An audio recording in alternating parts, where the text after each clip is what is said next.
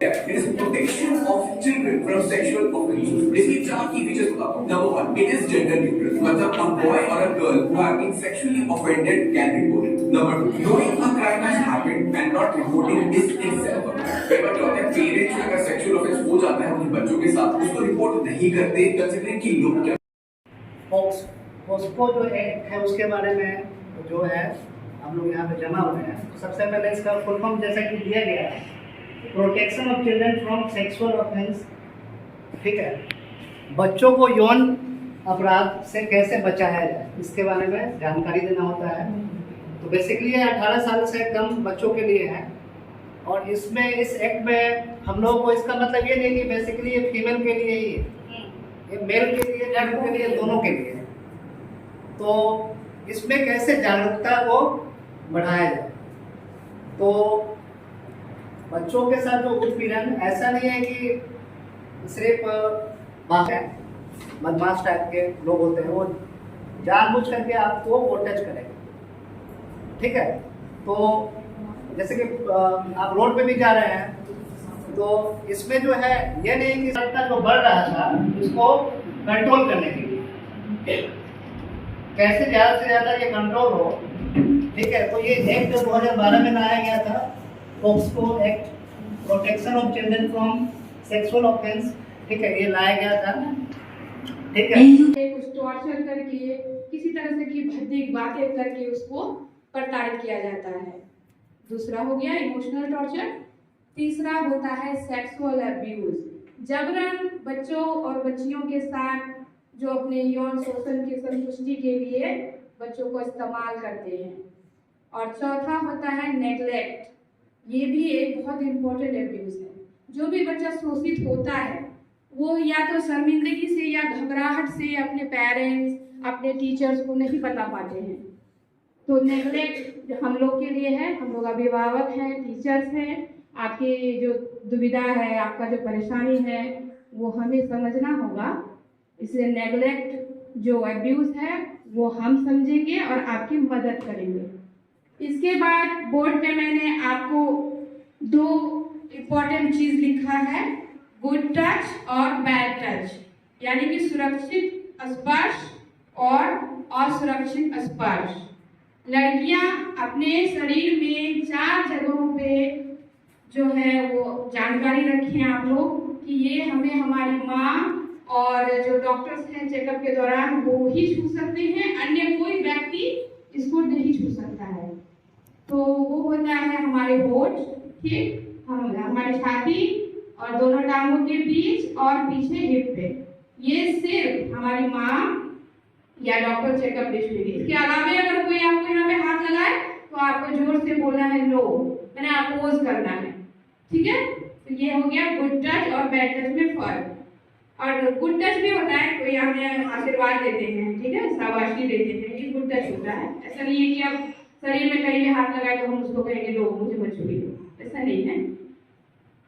तो POCSO act के बारे में सर तो बता ही दिए आप लोगों को. Protection of children from sexual abuse 2012 में लागू हुआ. इसमें कानून बनाया गया, इसमें सजाएं बनाई गई. जो भी अपराधी है उसको कड़ी से कड़ी सजा दी जाती है. और ये बहुत ही खतरनाक एक्ट भी है. इसके तहत जो भी फंसते हैं उनको बहुत कड़ी सजा मिलती है. लेकिन हम लोग को स्पेशली यहाँ पे ट्रेनिंग ये दिया गया कि बच्चों को आप लोग सिखाएं स्कूल में, क्योंकि बच्चे सबसे ज़्यादा टाइम अभी स्कूल में रहते हैं. 9 से 5 हमारा स्कूल हो गया है ना. रास्ते में भी आते वक्त उन्हें सुरक्षित ट्रैवल करने की ट्रेनिंग दी जाए. घर में भी अगर उसके साथ कोई गलत करता है तो उसके खिलाफ आवाज़ उठाने के लिए उन्हें प्रेरित करें.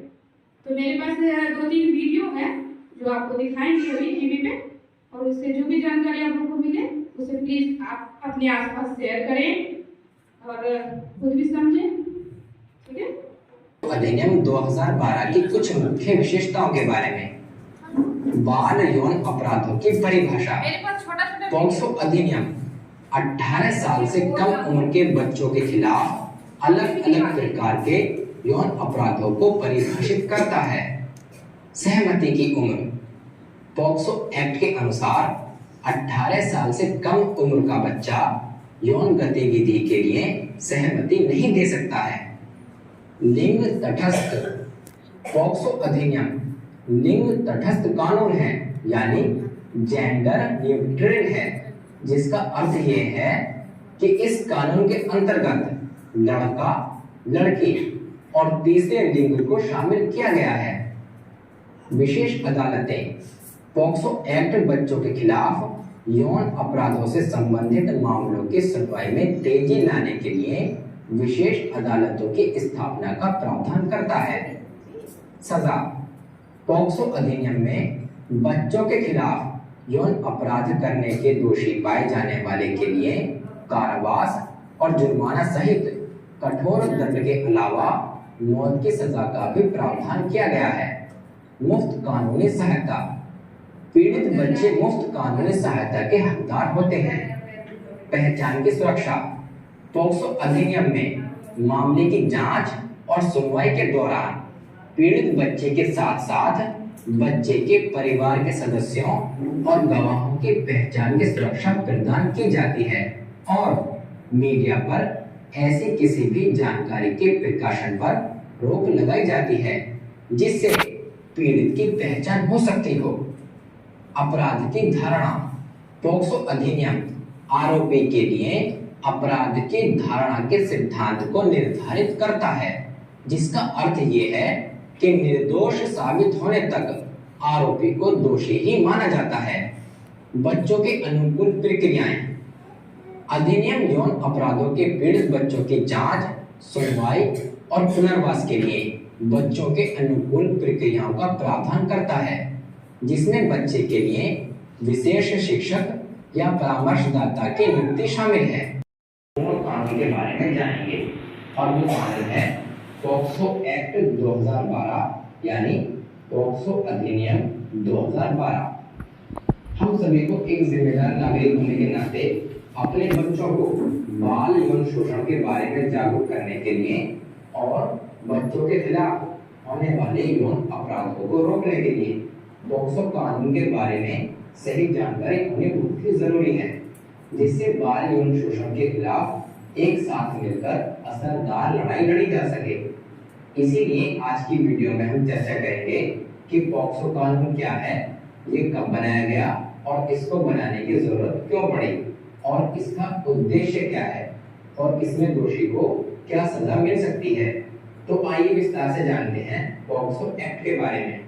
पॉक्सो एक्ट या पॉक्सो अधिनियम इस कानून का पूरा नाम नहीं है, इसका पूरा नाम है protection of children from sexual offences act 2012। इसी को शॉर्ट में अपराधों से बालकों का संरक्षण अधिनियम 2012 यानी कि यौन अपराधों के खिलाफ बच्चों की सुरक्षा के लिए कानून।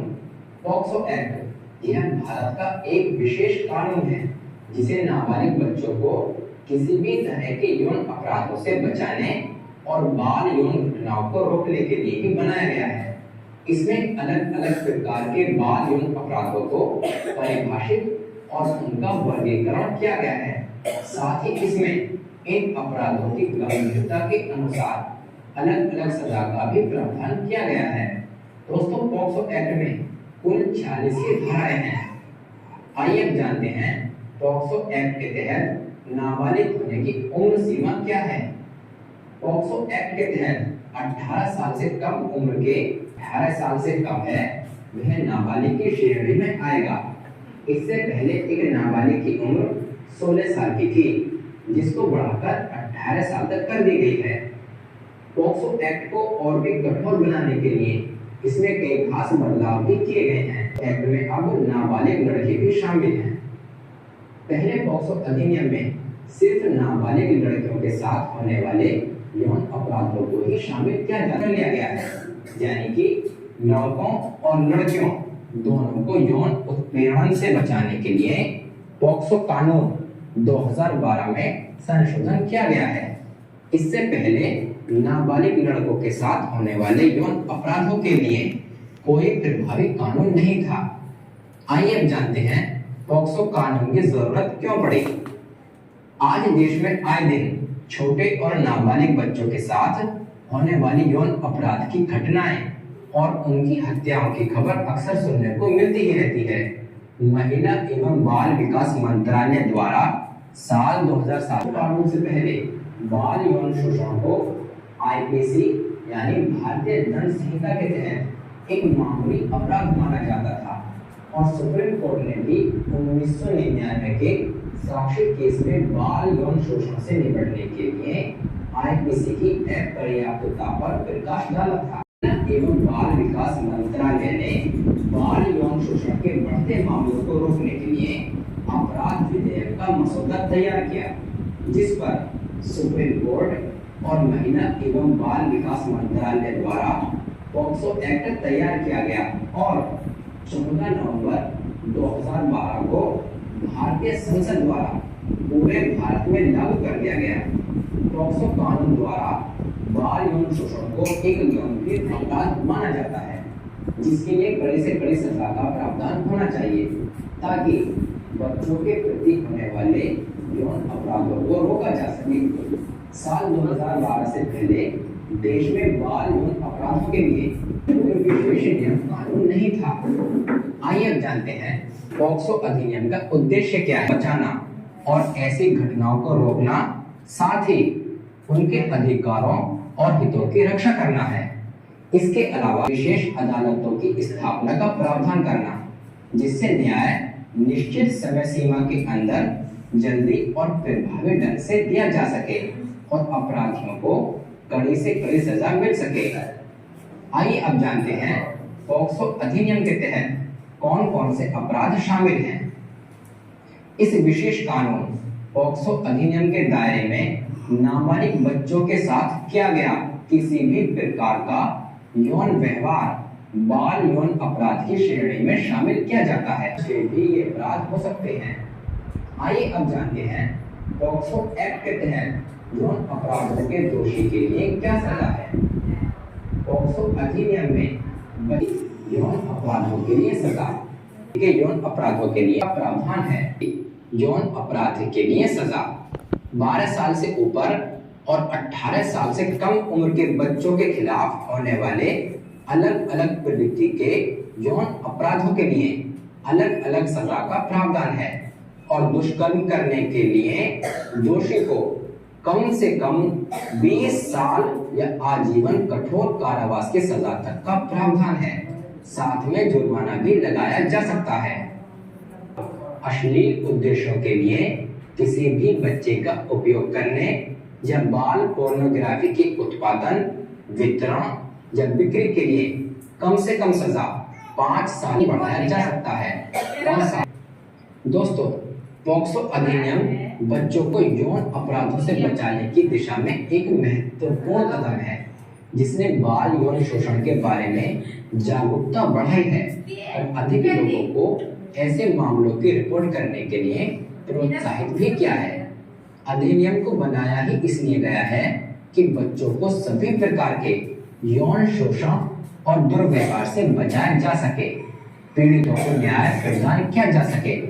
अधिनियम और इसके प्रावधानों से अवगत होना हम सभी के लिए आवश्यक है। कुल मिलाकर पॉक्सो अधिनियम 2012 एक महत्वपूर्ण है। दोस्तों, ये थी हमारी वीडियो पॉक्सो एक्ट के बारे में। उम्मीद करता हूँ पॉक्सो एक्ट के बारे में आपको अच्छे से समझ आ गया होगा।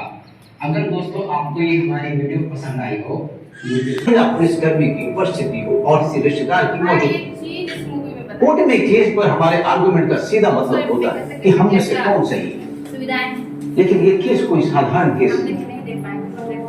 यहाँ पर हु इज राइट से ज्यादा व्हाट इज राइट पर ज्यादा ध्यान देना चाहिए। एक पॉक्सो कानून के तहत अब टोटल सेक्शंस कितने हैं पॉक्सो एक्ट में? 46 टोटल सेक्शन है और 9 चैप्टर में इसको डिवाइड किया गया है। सबसे खतरनाक सेक्शन की बात करूं, सेक्शन 6, जिसमें के बताया गया है कि मिनिमम 20 साल की सजा होगी और उम्र कैद तक का प्रावधान है। ये बुक है, ये पॉक्सो एक्ट है हमारा। इस पॉक्सो एक्ट में यहाँ पर लिखा भी है, पढ़ेंगे, the protection of children from sexual offences act 2012 नवंबर। ये पॉक्सो एक्ट क्या है? It is protection of children from sexual offences. इसके 4 की फीचर्स बताता हूं। Number 1, it is gender neutral, मतलब a boy or a girl who have been sexually offended can report it. Number 2, knowing a crime has happened and not reporting is itself a crime. कई बार क्या होता है, parents अगर sexual offence हो जाता है उनके बच्चों के साथ, उसको रिपोर्ट नहीं करते।